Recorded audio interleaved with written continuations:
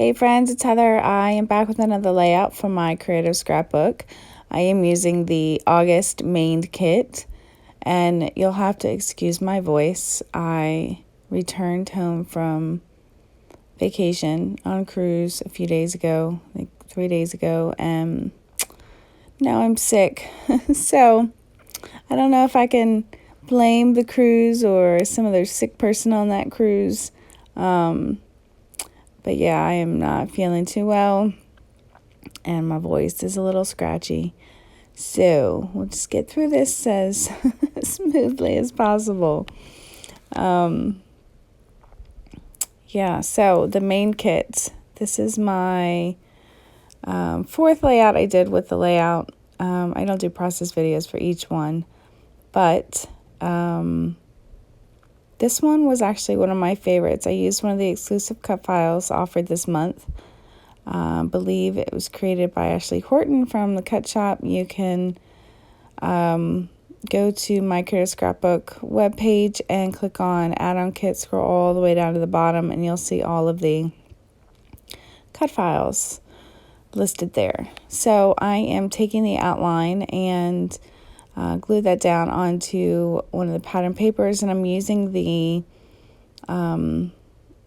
negative part to place those little inside pieces for the A's and the P's. Does that make sense? And then I'm cutting it out. You could do this on your silhouette, but I hadn't thought that far ahead yet, so this is just as easy. Maybe takes a little bit longer. This layout was actually pretty simple in my opinion, but I really love the way that it turned out. It is a photo of my husband and daughter on his birthday, and it was a quiet birthday. It was just us, but he wanted Chinese and a chocolate cake, and so that was pretty easy to do. I cut the happy word 3 times. I backed it, and I knew I wanted to back the white background as well. I'm going to need something to create a border around that.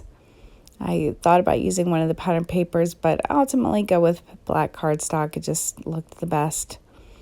I did add a layer of clear gesso to my white cardstock, and my plan is to just add like a wash of color behind each one of those words in a similar color. I had a heck of a time trying to find matching ones. I think they match pretty well, but I did a lot of swatching, and I used all different mediums. Like I think Distress Oxide, one is a shimmers, maybe a couple of shimmers. So I'm trimming this down to fit on the 12 by 12 black cardstock, and I'm gutting the black cardstock because why waste it?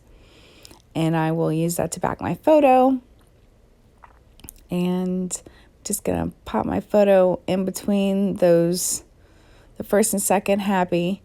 And I don't do a lot of embellishing on this. I keep it pretty simple, which is sometimes hard for me to do. I want to add and add and add, but I really intentionally try to not do that with this layout because I liked just the clean, simplistic idea of having those 3 large words in the photo in the middle, and I did add some mixed media, so it fulfilled some of that artistic messiness that I like.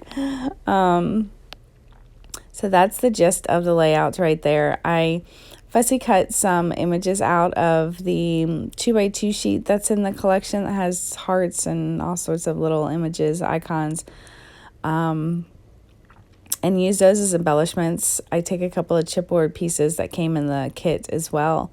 For the most part, it's a pretty simple one. I think that I am, honestly, when I'm creating, I get distracted by what I'm watching. I've said that before, but I do. I end up getting distracted and wanting to rewind things. And anyway, So that's the 2x2 cut apart sheet that came in this collection.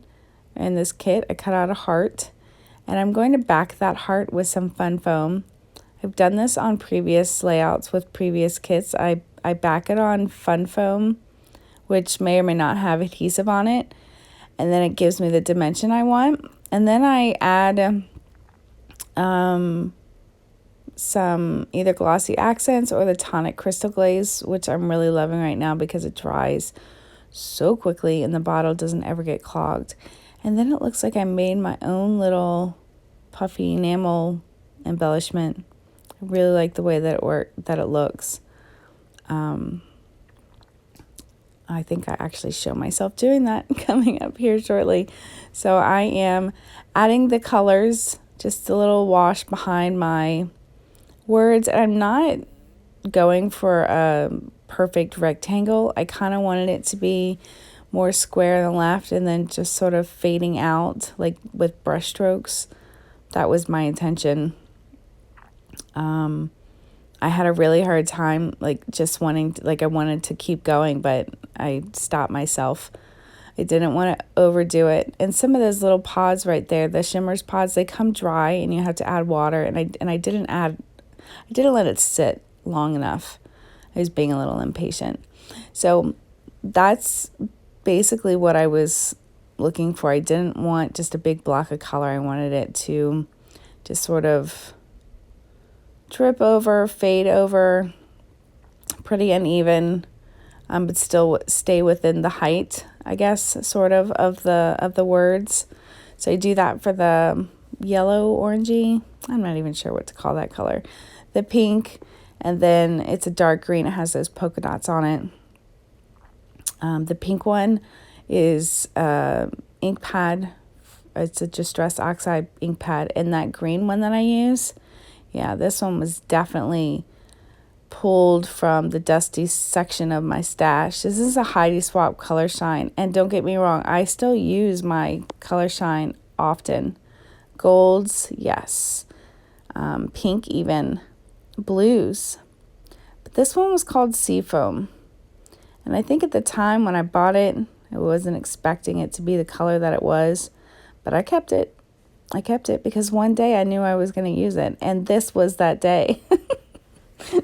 Telling ourselves that all the time. I'm not ready to get rid of it because I'm going to need it one day. Well, I proved myself right. I used it. A very little bit of it, but I used it. I also used my sewing machine to stitch around the edge, just a simple machine straight stitch. And I also stitched through the words. So I didn't really glue them down. I just stitched them. Make sure your paper's dry before you run it through a sewing machine because that is not good for the needle. You can have a mess on your hands. So here I'm adding that tonic crystal glaze. It dries so quickly and it has nice little shiny dome on it. And I have to apologize. Some of my finishing touches did not make it into filming. So you're going to see here shortly a quick switch to the final photos. I apologize for that. I just added some journaling and a couple of stickers. I'm not sure why that part didn't get recorded, but it happens. But you get the gist of it. You don't need to watch someone adding every single embellishment, or maybe you do. I guess I've never really inquired. Are you one of those that likes every single step and just super fast forward, or do you not mind some things being cut out just for the sake of time? I don't know. Let me know in the comments. I'd like to know. I guess I'm kind of a mix of both. But I'm not certainly going to be disappointed if I miss a couple of steps, in someone's video. It happens. Sometimes filming and editing is a chore. It doesn't always work out the way you want it to. But these are my final shots.